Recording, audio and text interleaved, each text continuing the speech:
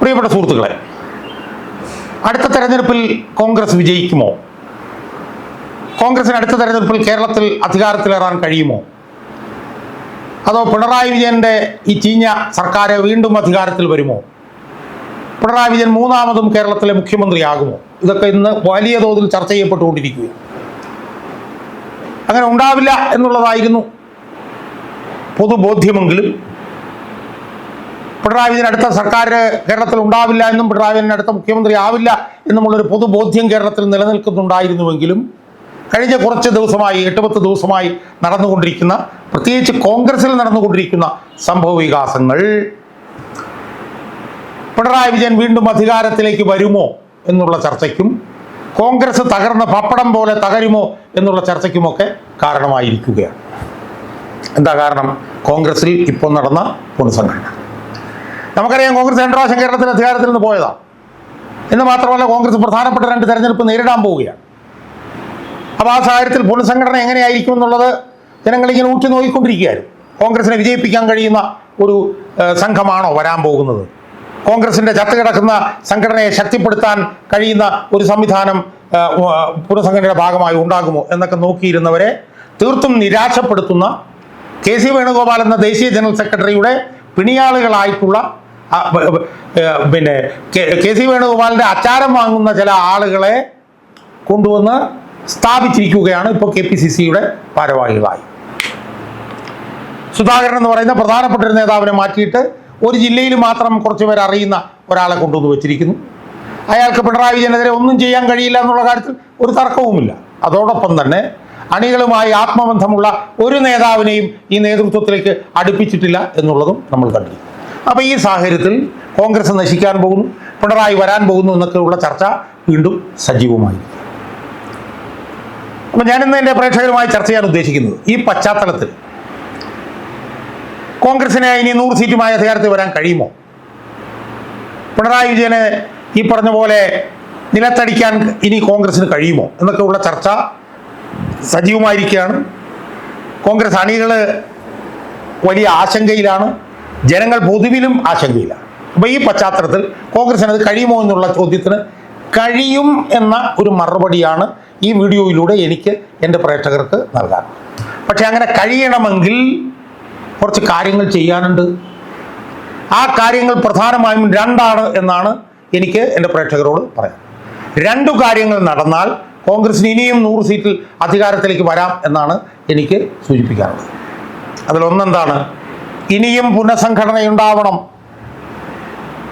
ഇനിയും സംസ്ഥാന തലത്തിൽ പുനഃസംഘടന ഉണ്ടാവണം, അതോടൊപ്പം ജില്ലാ തലത്തിലും പുനഃസംഘടന ഉണ്ടാവണം.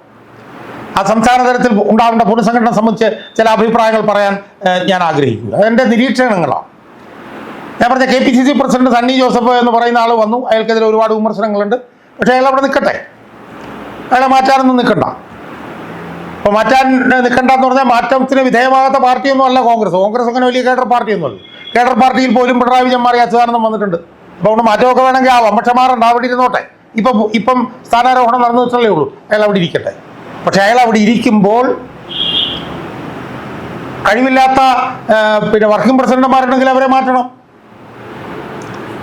അപ്പം എൻ്റെ നിരീക്ഷണത്തിൽ PC വിഷ്ണുനാഥിനെ സംബന്ധിച്ച് എനിക്ക് വലിയ വ്യത്യസ്ത അഭിപ്രായങ്ങളൊന്നുമില്ല. അയാൾക്ക് താരതമ്യേന അണികൾക്കിടയിലൊക്കെ തന്നെ ബന്ധമുള്ള, അണികൾക്ക് സ്വീകാര്യതയുള്ള ഒരു നേതാവാണ് അയാൾ എന്നുള്ള കാര്യത്തിൽ എനിക്ക് സംശയമില്ല. പക്ഷേ ഷാഫി പറമ്പലിനെ സംബന്ധിച്ചിടത്തോളം ഷാഫി പറമ്പലിൻ്റെ വളർച്ചയും ഉയർച്ചയിലും മാത്രമേ താല്പര്യമുള്ളൂ. ഷാഫി പറമ്പലിന് അണികളെ സ്വാധീനിക്കാൻ കഴിയുന്ന ഒരു നേതാവാണ് എന്ന് എനിക്ക് തോന്നുന്നില്ല. കാരണം 2 തവണ യൂത്ത് കോൺഗ്രസിൻ്റെ പ്രസിഡന്റ് ആയിരുന്നപ്പോൾ ഒന്നും ചെയ്യാൻ കഴിഞ്ഞിട്ടില്ല, ഒരു സമരത്തിന് നേതൃത്വം കൊടുക്കാൻ കഴിഞ്ഞിട്ടില്ല. 2 ടേമിൽ ആയിരുന്നു. പക്ഷേ അതിനിടയിൽ അദ്ദേഹം 2-3 തവണ MLA ആയി, 1 തവണ MP യുമായി. അപ്പോൾ അദ്ദേഹം വളരുന്നുണ്ട്, അദ്ദേഹത്തിൻ്റെ പ്രതിച്ഛായ വർദ്ധിക്കുന്നുണ്ട്.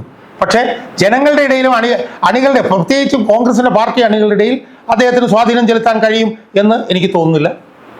അദ്ദേഹം ആ സ്ഥാനത്തിരിക്കേണ്ടതിൻ്റെ ആവശ്യകത ഉണ്ടെന്ന് എനിക്ക് തോന്നുന്നില്ല. വേറെ സ്ഥാനത്ത് അദ്ദേഹം ഇപ്പോൾ ഇരിക്കുന്ന സ്ഥാനത്ത് ഇരിക്കട്ടെ.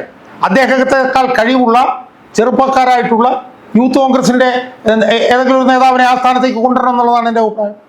അതോടൊപ്പം തന്നെ AP അനിൽകുമാർ, അയാൾ പിന്നോക്കക്കാരനാണ്, KC വേണുഗോപാലുമായി വളരെ അടുപ്പമുള്ള ഒരാളാണ് എന്നുള്ളതല്ലാതെ അയാൾക്ക് അണികളുടെ ഇടയിൽ എന്ത് ബന്ധമാണുള്ളത് എന്ന് എനിക്കറിയില്ല. അതുകൊണ്ട് ഒരു സംശയം വേണ്ട, അയാളെയും മാറ്റണം.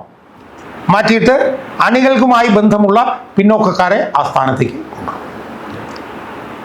ഇനി 3 വർക്കിംഗ് പ്രസിഡന്റുമാർ മാത്രം ആകാവുള്ളൊന്നില്ലല്ലോ, ഇനിയും വർക്കിംഗ് പ്രസിഡന്റുമാരെ കൊണ്ടുവരണം. ഞാൻ പറഞ്ഞ ബെന്നി ബെഹനാനെ ഒരു വർക്കിംഗ് പ്രസിഡന്റായി കൊണ്ടുവരണം. അണികളുമായി ആത്മബന്ധമുള്ള നേതാവല്ലേ. കോഴിക്കോട് MP ആയിട്ടുള്ള MK രാഘവനുണ്ട്, അദ്ദേഹത്തെ വർക്കിംഗ് പ്രസിഡന്റായി കൊണ്ടുവരണം. എന്താ കുഴപ്പം? പിന്നെ വനിതകൾ ആരെങ്കിലും ഉണ്ടോ സുഹൃത്തുക്കളെ ഇതിനകത്ത്? ഏതെങ്കിലും ഒരു വനിത വർക്കിംഗ് പ്രസിഡന്റ് ആവണ്ടേ? കേരളത്തിൽ 50% കൂടുതൽ സ്ത്രീകളല്ലേ, 1148 സ്ത്രീകൾ. വനിതകളെ കൊണ്ടുവരണം. ഇപ്പോൾ ഷാനിമോൾ ഉസ്മാൻ എന്ന് പറഞ്ഞ നേതാവിനെ കുറിച്ച് ആരോപണങ്ങളൊക്കെ ഉണ്ട്, അത് വലിയ അഹങ്കാരത്തിൻ്റെ ആൾരൂപമാണെന്നൊക്കെ പറയുന്നുണ്ട്. എനിക്കറിയില്ല, കേട്ടിട്ടുണ്ട് ഞാൻ. പക്ഷേ അവരെ കഴിവുള്ളൊരു വനിതയാണ്, അവരെ എന്തുകൊണ്ട് വർക്കിംഗ് പ്രസിഡന്റ് ആയിക്കൂടാ? അവരെ കൊണ്ടുവരണം. അതുപോലെ തന്നെ ജോസഫ് വാഴക്കൻ എന്ന് പറഞ്ഞൊരു നേതാവുണ്ട്, അണികളുമായി നല്ല ബന്ധമുള്ള നേതാവാണ്. അദ്ദേഹത്തെയും കൂടി വർക്കിംഗ് പ്രസിഡന്റായി കൊണ്ടുവന്ന് ഒരു 4 വർക്കിംഗ് പ്രസിഡന്റുമാരെ പുതിയതായി നിയമിക്കണം. അതാണ് ഒന്നാമത്തെ പുനഃസംഘടന. രണ്ടാമത്തെ പുനഃസംഘടന എന്താ? കേരളത്തിലെ 14 ജില്ലകളിലെ DCC പ്രസിഡന്റുമാരെയും മാറ്റണം. ജനങ്ങളുടെ ഇടയിൽ ബന്ധമുള്ള, പാർട്ടി അണികളുടെ ഇടയിൽ ബന്ധം സ്ഥാപിക്കാൻ കഴിയുന്ന, ജില്ലയിൽ പാർട്ടിയെ വളർത്താൻ കഴിയുന്ന നല്ല കഴിവുള്ള ഊർജ്ജസ്വലരായിട്ടുള്ള DCC പ്രസിഡന്റുമാരെ നിയമിക്കണം. അവരാണ് പ്രധാനം, അവരാണ് ജില്ലയിൽ പാർട്ടി വളർത്താൻ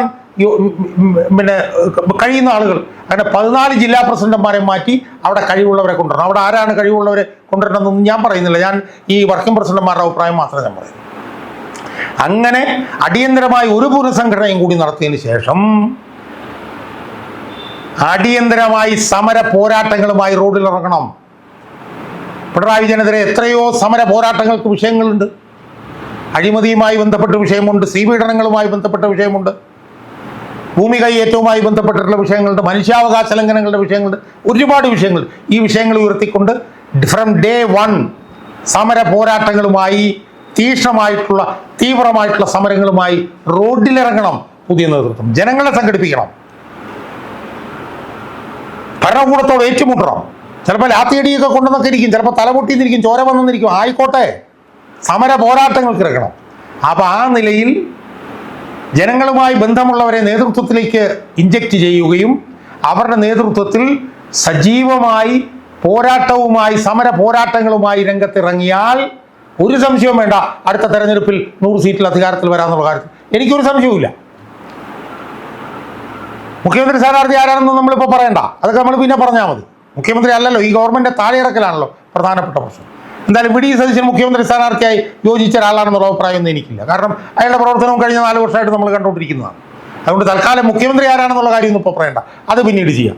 അതുകൊണ്ട് അടിയന്തരമായി ഒരു പുനഃസംഘടന കൂടി നടത്തി ജനപിന്തുണയുള്ള നേതാക്കന്മാരെ കൊണ്ടുവന്ന് അതിതീക്ഷ്ണവും തീവ്രവുമായിട്ടുള്ള സമര പോരാട്ടങ്ങളുമായി രംഗത്തിറങ്ങിയാൽ കോൺഗ്രസിന് ഇനിയും 100 സീറ്റിൽ അധികാരത്തിൽ വരാനുള്ള സാധ്യതയുണ്ട് എന്നാണ് എനിക്ക് സൂചിപ്പിക്കാനുള്ളത്.